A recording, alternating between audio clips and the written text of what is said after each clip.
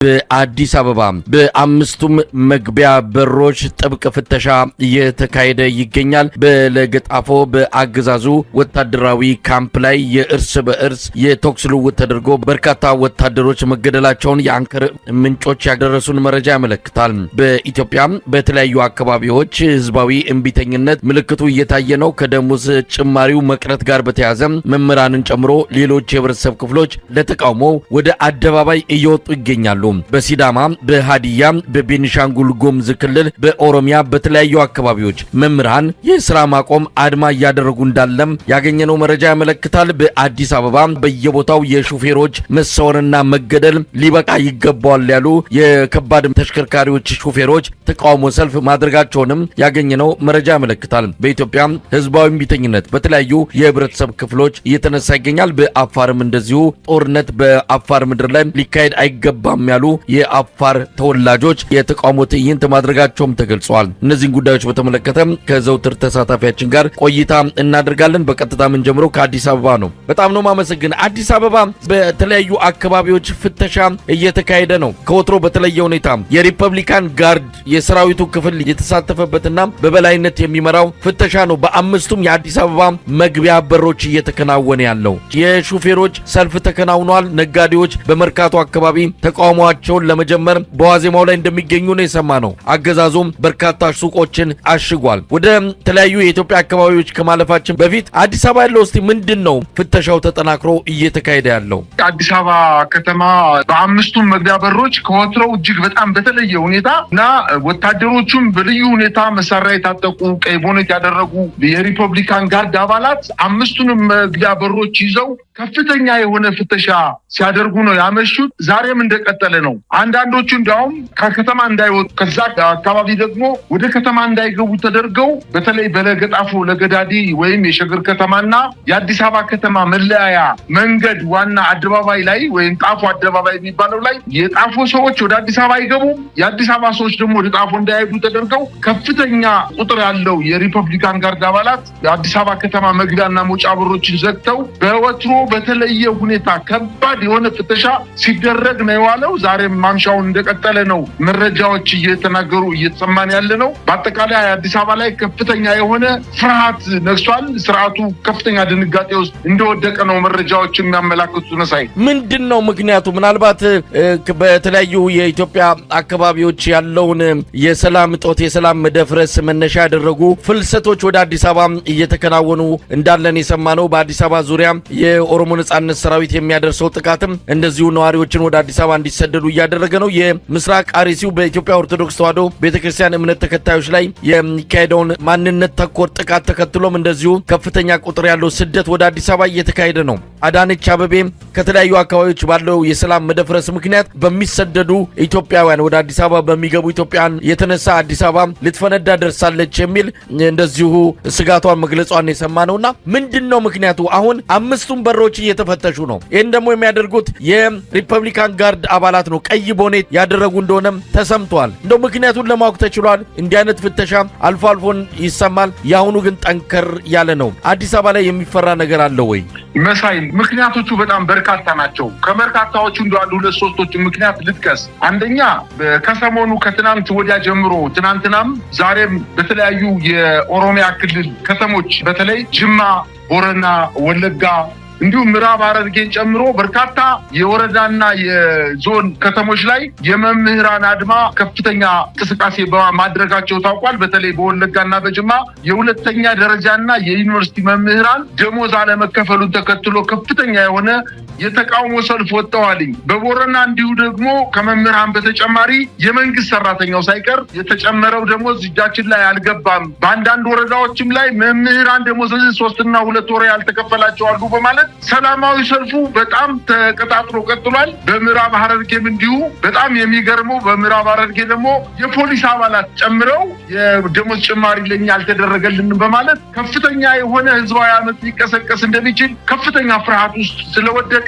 ይሄ ነገር በኦሮሚያ ክልል የተቀጣጠለው ሰላማዊ ተቃውሞ በሲዳማ ክልል በአንዳንድ ወረዳዎች እንዲሁም በቤንሻንጉል ክልል በብዙ ወረዳዎች ላይ እንዲሁም በደቡብ አዲሱ በደቡብ ምዕራብ ኢትዮጵያ ክልል በበርካታ አካባቢዎች ላይ የተቃውሞ ሰልፍ እየተደረገ ነው። ያው እንደሚታወቀው ከዚህ በፊት የመንግስት ሰራተኛው ለበርካታ ወራት በተለይ መምህራን በሆሳዕና እና በተለያዩ የወረዳ ከተሞች ላይ የደሞዝ ጭማሪ ብቻ ሳይሆን ደሞዝ ባለመከፈላቸው ብዙ መምህራን ጊዜው እስከሚያልፍ ድረስ ብለው ወደ ከተማ ወደ ቤተሰቦቻቸው ከወላጆቻቸው ጋር ሂደው ቁጭ ብለዋል። ገበሬ ሆነው ተቀምጠዋል። አንዳንዶቹም ልጅ ወለዱ መምህራን ተፋተው ሚስት ከሌላ ቤተሰቦቿ ጋር ባል ደግሞ ከሌላ ሀገር ቤተሰቦቹ ጋር ሄዷል። አሁን ይሄ ነገር እየገባቸው ስለመጣ ወደ የሚያስተምሩበት አካባቢ በመምጣት ትግሉን አቀጣጥለውት ነው የሚገኙ። ይሄ አንደኛው ምክንያት ነው። ከፍተኛ የሆነ ስጋት ተፈጥሯል። ምናልባት ተቃውሞ ወደ አዲስ አበባ ከተማም ይዘልቃል ተብሎ ስለተፈራና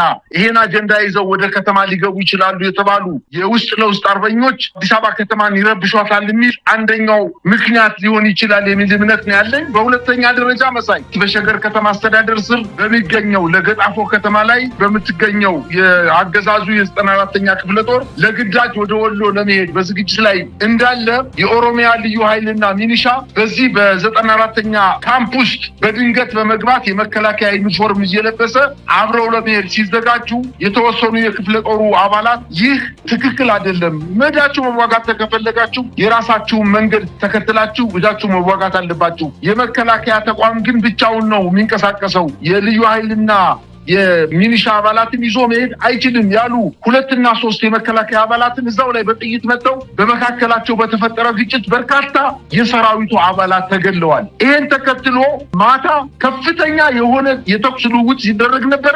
ከዛ በኋላ ለገጣፎ ከተማና በአዲስ አበባ ከተማ መሀል ላይ ወጣቶቹ ወይም እዛ ከተማ ላይ እንቅስቃሴ እንዳያደርጉ ከተማዋ ጸጥ ረጭ ብላ ከአዲስ አበባ ከተማ ለግብይት የመጡ የጣፎ አካባቢ ነዋሪዎች ወደ ጣፎ እንዳይመለሱ አፎ ያሉ ሰዎች ደግሞ ወደ አዲስ አበባ እንዳይገቡ ተደርጎ ከፍተኛ ፍርሃት ውስጥ እንደገባ ነው የሚያሳየው። ይህን ተከትሎ በበርካታ አካባቢዎች በተለይ የፋኖ ኃይሎች እንዲሁም የሸኔ ኃይሎች ወደ አዲስ አበባ ከተማ ገብተዋል የሚል ወረቀቶች ተበትነዋል። እንዲሁም መንግስት አንዳንድ መረጃዎች ደርሰውኛል በማለት ከፍተኛ ፍርሃቱ ስለወደቀ ዜጎችን ለማስፈራራት እንቅስቃሴ እንዳያደርጉ ከወዲሁ ለማገድና ምናልባት አዲስ አበባ ከተማ ላይ ይፈጠራል የሚል ስጋት ስላደረበት ነው ከፍተኛ የሆነ ፍተሻ እና ብርበራ እያደረገ የሚገኘው። መሳይ እንግዲህ ቀደም ሲል የጠቀስካቸው አንዳንድ አካባቢዎች አሉ። አዲስ አበባ በተለያዩ የኢትዮጵያ አካባቢዎች ሙቀቱ ሲግልና የፖለቲካ ትኩሳቱ ሲጨምር ብዙዎች ወደ አዲስ አበባ ነው የሚሰደዱት። በአጣዬ፣ በጅማ፣ በሻሸመኔ በተለያዩ የኢትዮጵያ አካባቢዎች በቅርብ ጊዜ ወዲህ አጠቃላይ ቀውስ ሲፈጠር ነዋሪው በሙሉ ወደ አቅራቢያ ወዳለ ትልልቅ ከተሞች በተለይም ወደ አዲስ አበባ ነው እየጎረፉ ያሉት። አሁን በብዙ ሺዎች የሚቆጠሩ የተለያዩ ኢትዮጵያ ህብረተሰብ ክፍሎች አዲስ አበባ ተሰደው ነው ያሉት። አዲስ አበባ ብዙ ነገሮች እየተነሱ ነው ያሉት። ለማንኛውም ወደ አጠቃላይ ሀገራዊ ንቅናቄ እንምጣ።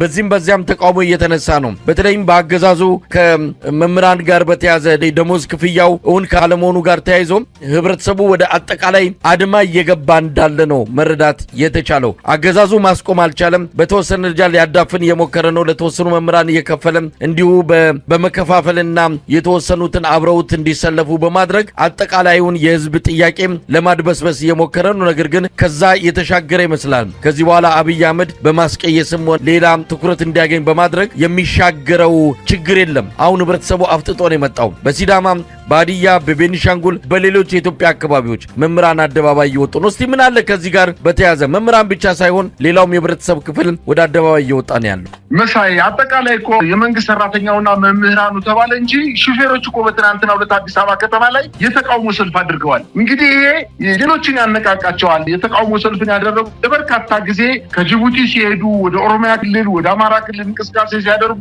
እየታፈኑ፣ እየተደበደቡ፣ እየተገደሉ ለሀገር ዋልታና ማገር የሆኑ በትራንስፖርት ዙሪያ ላይ ከፍተኛ አስተዋጽኦ ያደርጋሉ የከባድ መኪና ሹፌሮች ከፍተኛ የሆነ በደል ነው ሲፈጸምባቸው የነበረ። ለበርካታ ጊዜ በተለይ የሹፌሮች ድምጽ በሚባለው የማህበራዊ መገልገያ መስመራቸው አማካኝነት ለመንግስት ለበርካታ ጊዜ አቤት ብለው መልስ ባለማግኘታቸው በአንዳንድ በኩልም መሳይ ከጅቡቲ ወደ አዲስ አበባ ጭነውና ከአዲስ አበባ ደግሞ ወደ ጅቡቲ በሚንቀሳቀሱበት ጊዜ ሞጆ፣ ደብረ ዘይት እንዲሁም መተሐራ ሌሎችም በኦሮሚያ ክልል የሚገኙ ከተሞች ላይ የመንግስት ታጣቂ ባቸው ይህንን ለበርካታ ጊዜ አቤት ብለው መልስ ባለማግኘታቸው ከዚህ በላይ የሚመጣብን ነገር የለም በማለት ሰላማዊ ሰልፍ ወጥተዋል። አሁንም ይህን ተከትሎ በኢትዮጵያ የጤና ባለሙያዎች ከዚህ በፊት ፋና ወጊ ሆነው በመንግስት ላይ የተቃውሞ ሰልፍ ወጣው የስራ ማቆም አድማ አድርገው መልስ ባለመገታቸው ምናልባት መንግስት የተወሰነ የማሰቢያ ጊዜ እንስጠው በማለት ለሁለተኛ ጊዜ ሲያራዘሙትን የተቃውሞ እና የስራ ማቆም አድማ ከህዳር 18 ጀምሮ ለማድረግ አሁን ህብረተሰቡን እያነቃቁት ወይንም የጤና ባለሙያውን እያነቃቁትና በዚህ አድማ መሳተፍ እንዳለባቸው የራሳቸውን የስራ መንግስትን በመጠየቅ ላይ ነው ያሉት። መንግስት ረጅም ጊዜ የማሰቢያ ጊዜ ተሰጥቶታል። አሁንም መልስ አልሰጣቸውም። በአንዳንድ ቦታዎች ላይ ደሞዝ መክፈል ባለመቻሉ ጫንቃዬን ተገርፌ ጀርባዬን ተገፍፌ እንደሚባለው የጤና ባለሙያዎችን መሬት ትወስዳላችሁ በማለት 115,000 ብር በአማራ ክልል ለመሬት ካሳ የሚሆን ክፍያ ክፈሉ በማለት ምንም መሬት ሳይሰጣቸው የቤት መስሪያ መሬት ሳይሰጣቸው አታሎ ገንዘባቸውን ባንክ ካስገቡ በኋላ ምንም ማድረግ አልቻለም። ነገር ግን በዛ አካባቢ በተለይ በአማራ ክልል ለታጠቁ ኃይሎች፣ ለሚኒሻ አባላት፣ ለአድማ ብተና አባላት፣ ለፖሊስ አባላት እነሱ እየገደሉለት ስለሆነ ስርዓቱን በእድሜ እያራዘሙለት ስለሆነ መሬት ሰጥቶ ለነሱ ለብቻ በባህር ዳር ከተማ መሬት እንዲወስዱ አድርጓል። በጎንደር፣ በደብረ ብርሃን፣ በደብረ ማርቆስ እንዲሁም በተለያዩ የአማራ ክልል ከተሞች ላይ የታጠቁ የመንግስት ሚኒሻዎችና ፖሊሶች፣ አድማ ብተናዎች፣ የመከላከያ ኃይሎች ሳይቀር መሬት ዝርፊያና ሽያጭ ላይ እንደሚገኙና የጤና ባለሙያዎችን ግን 115,000 ብር ተቀብሎ አሁንም አፍንጫቸውን ላሱ ብሎ ገንዘባቸውን ቀምቷቸው እንደቀረ ሲታወቅ አሁን ከህዳር 18 ጀምሮ ከፍተኛ የሆነ ህዝባዊ እንቅስቃሴ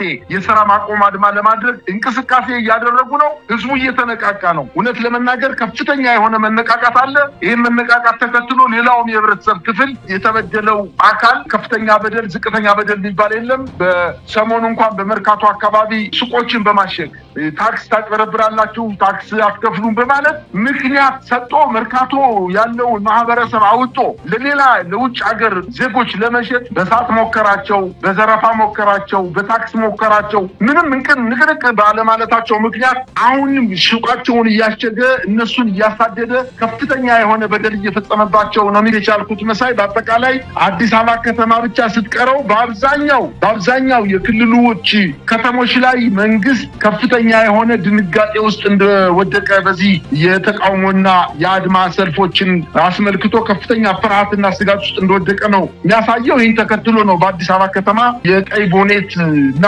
የሪፐብሊካን ጋርድ አባላትን ለክፉ ቀን ያስቀመጣቸውን አውጥቶ በአዲስ አበባ ከተማ ጎዳናዎች ላይ ከፍተኛ የሆነ ማስፈራራትና ፍተሻ እያደረገ የሚገኘው ነው ማለት የምችለው መሳይ። እንግዲህ አጠቃላይ ሁኔታውን እንመልከት። በተለያዩ አካባቢዎች የህዝባዊ እምቢተኝነት ዳርዳር እያለ እንዳለ ነው። በሲዳማ፣ በሀዲያ፣ በቤኒሻንጉል፣ በኦሮሚያ በአንዳንድ አካባቢዎች ያው አፋርም ጉዳዩ ሌላ ቢሆንም ህዝባዊ እምቢተኝነት ተጀምሯል።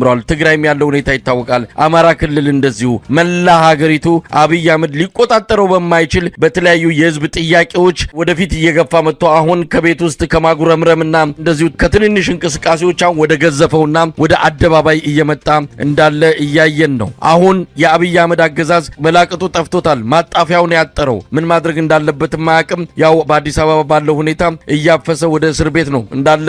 መጋዘኖች፣ የተለያዩ ባለሀብቶች እንደዚሁ ለእህል ብለው ያሰሯቸው የትልልቅ ግዙፍ መጋዘኖች በአሁን ሰዓት የኢትዮጵያውያን መታወሪያና መታፈቂያውን ነው። አዲስ አበባ ላይ ነው አብይ አህመድ አቅም አለኝ ብሎ በወታደራዊም በደህንነትም በተለያዩ የጸጥታ መዋቅር ራሱን አጥሮ ሀገር እየመራው ነው እያለ ያለው። ይሄው አዲስ አበባ እየተንኳኳች ነው፣ እየመጣን ነው እያሉ ነው። እየመጣን ነው ያሉትን አሻግሮ ሲመለከት ከመሃል አዲስ አበባ ህዝቡ ተቃውሞ ሊያሰማ የሚችልበት ሁኔታ እየታየ ነው። የሹፌሮቹ ጥያቄ እንደው የራሳቸው ጥያቄ ቢሆኑም በቀላሉ የሚታይ አይደለም። ስለዚህ ምን እንጠብቃለን በቀጣይ? አዲስ አበባን ሙሉ በሙሉ ለመቆጣጠር ከፍተኛ የሆነ ትንቅንቅ እያደረገ ነው። እውነት ለመናገር አዲስ አበባ ከተማ ከሌሎች ክልሎች ከኦሮሚያ ክልል፣ ከአማራ፣ ከአፋር፣ ከሶማሌ ክልል ንግድ ባለመኖሩ የስራ እንቅስቃሴ በመሞቱ አዲስ አበባ ከተማ እንደ የተረፈ ምግብም እንኳን አግኝቼ በረንዳ ላይ አድሬ የቀን ስራ ሰርቼ ግንባታ ውስጥ ተሳትፌ የቀን ገቢ አግኝቼ እኖራለሁ ያለ ወጣት አዲስ አበባ ላይ መጥቶ አዲስ አበባ ላይ ከፍተኛ የሆነ አፈና ሲደረግ ለካ ሳናውቀው ያፈነ በመጋዘኖች ውስጥ እያስቀመጠ አሁን ዛሬ የወጣው መረጃ እንደሚያመላክተው እነዚህ በተለይ ከአማራ ክልል፣ ከደቡብ፣ ከኦሮሚያ ክልል የመጡ ወጣትን አፍኖ ህገወጥ የጉልበት ብዝበዛ ለማድረግ በትላልቅ የመንግስት እርሻዎች ላይ እንደወሰዳቸው ዛሬ መረጃዎች ይወጡ ነው። እነዚህ ወጣቶች አንደኛ አዲስ አበባ መቀመጣቸው ከፍተኛ ስጋ ማዕከላት ስላስገባ፣ ሁለተኛ ደግሞ የጉልበት ብዝበዛ በነፃ ምግብ ብቻ እያቀረበ በነፃ ብዝበዛ ለማድረግ የተሻሉትን ደግሞ ወታደራዊ ቁመና አላቸው ያሉትን ደግሞ ነጥሎ ወደ ወታደራዊ ማሰልጠኛ ወስዶ ወታደር አሰልጥኖ እድሜውን ለማራዘም ጥረት እያደረገ ነበር። ነገር ግን እንግዲህ ሽል ከሆነ ይገፋል፣ ህግ ከሆነ ይጠፋል። ወጣቶቹ ሂደው አማራ ክልል ገና ውጭ መደረጉ እጃቸውን እየሰጡ እየተበተኑ እየጠፉ መሳሪያቸውን እየሸጡ የመንግስትን መሳሪያ 40 እና 30 ሺህ ብር እየሸጡ ጀግኖች ደግሞ ከፋኖ ኃይሎች ጋር እየተቀላቀሉ ከፍተኛ የሆነ በመንግስት ላይ ውድመት ፈጥረውበት መንግስት ለሰራዊቱ የሚያቀርበው ስንቅ የለም፣ ለሰራዊቱ አልባሳት የለም፣ ለሰራዊቱ የሚያቀርበው ተተኳሽ የለም። ነገር ግን ምንድነው እያደረገ ብሉ እያለ የሰላማዊ ነዋሪዎችን ልብስ ሳይቀር ሊጥም ሳይቀር የራሳቸው ሊጡን የገበሬውን ሊጥ እየቀሙ እየደፉ እየጋገሩ እየበሉ እንደሚገኙና ፍጹም መንግስታዊ መዋቅሩ በአማራ ክልልና በኦሮሚያ ክልል ሙሉ በሙሉ የፈረሰበት ደረጃ ላይ በመደረሱ መንግስት ከእንግዲህ በኋላ ተቆጣጥሮ ሊያረግበው እንደማይችል ስለሚታወቅ አሁን መንግስት ልክ እንዳበደ ውሻ ያገኘውን ነገር እየነከሰ እንደሚገኝና ፍጹም ከዚህ በላይ አረመኔያዊ ድርጊትን ሊፈጽም እንደሚችል የኢትዮጵያ ሕዝብ ይሄንን አውቆ ከፍተኛ የሆነ ዝግጅት አድርጎ ጭራውን ይዞታል፣ የነብሩን ጭራ ይዞታል። አንዳንድ ጀግና የሆኑ በተለይ ሹፌሮቹ፣ መምህራኖቹ በአንዳንድ በሐረርጌ አካባቢም ደግሞ የፖሊስ አባላት፣ የመንግስት ሰራተኞች ሰላማዊ አድማውን ተቀላቅለው ወጣው በመንግስት ላይ ተቃውሟቸውን አሰምተዋል። ከዚህ መመለስ ወደኋላ መመለስ ዋጋ ያስከፍላል። ስለዚህ የነብሩን ጭራ ይዘዋል። ይሄን ጭራ ይዘው እስከ መጨረሻው ገደል ገብቶ እስከሚቀበር ድረስ ተከትለው አብረው ተላፍተው ማሸነፍ መቻል እንዳለባቸው ነው ማሳሰብ የምፈልገው። ከዚህ ውጪ ያለ አማራጭ በሙሉ የኢትዮጵያን ህዝብ ብትንትን የሚያደርግ አይነት መንግስት በመሆኑ ይሄን አውቆ የኢትዮጵያ ህዝብ ወደ ትግል ወደ ዋናው ወደ ማይቀረው አማራጭ ወደ ሌላው ትግል ውስጥ መግባት እንዳለበት ነው ማሳሰብ የምፈልገው። ነገር ግን መንግስት የመጨረሻ ፈረስ ሲሞት እግሩ እንደሚያፈራግጠው አሁን መፈራገጥ ደረጃ ላይ እንደደረሰ ነው ማየት ቻልኩት። መሳይ እንግዲህ የተለያዩ የህብረተሰብ ክፍሎች ናቸው አሁን ተቃውሞ እያሰሙ ያሉት። የአብይ አህመድ አገዛዝ ባለው የጸጥታ መዋቅር በመከላከያና በተለያዩ አፋኝ ተቋማት አማካይነት የህዝብን ፍላጎትና የህዝብን ስሜቱን ተቃውሞን የመግለጹን እንቅስቃሴ አስቆማለሁ ማለት የሚችልበት ደረጃ እንደሌለና ይሄ ከአቅሙ በላይ ወደሚሆንበት ደረጃ እየተጠጋ እንዳለ ነው የምንሰማው። አፋር ላይ ያለው ተቃውሞ፣ ቤኒሻንጉል ያለው አድማ፣ ሲዳማ ክልል ላይ ወደ አደባባይ ወጥቶ እየተገለጸ ያለው የህዝብ ስሜት፣ በሃዲያ ከፍተኛ የሆነ የህዝብ ንቅናቄ እየታየ እንዳለ ነው። አዲስ አበባ ሹፌሮች ጀምረውታል። ባለፈው በኢትዮጵያ የጤና ባለሙያዎች የተጀመረ ሀገራዊ ንቅናቄ አለ። ቀጠሮ ይዞ ነው ኢደር የሰነበተውና አሁን ከዳግም የጤና ባለሙያዎች ተቃውሞ ሊቀሰቀስ የሚችልበት ሁኔታ እየተቃረበ እንዳለ ነው መረጃዎች የሚያመለክቱት። የመሳሪያ እነሱ በትጥቅ ትግል ስርዓቱን እናስወግደዋለን ያሉትም እንደዚሁ ተጠናክረው ስልጠና እየወሰዱ በተለያዩ አካባቢዎች እንደዚሁ ወታደራዊ እንቅስቃሴዎች እያደረጉ የአብይ አህመድ አገዛዝን እያዳከሙ ነው ያሉት። መጪው ጊዜ ለብልጽግና እጅግ አደገኛ ነው። ምናልባት ምን ሊያደርግ ይችላል? አብይ አህመድ የመጨረሻው ደረጃ ላይ የደረሰ እንደሆነ ምንም ጥርጥር የለውም።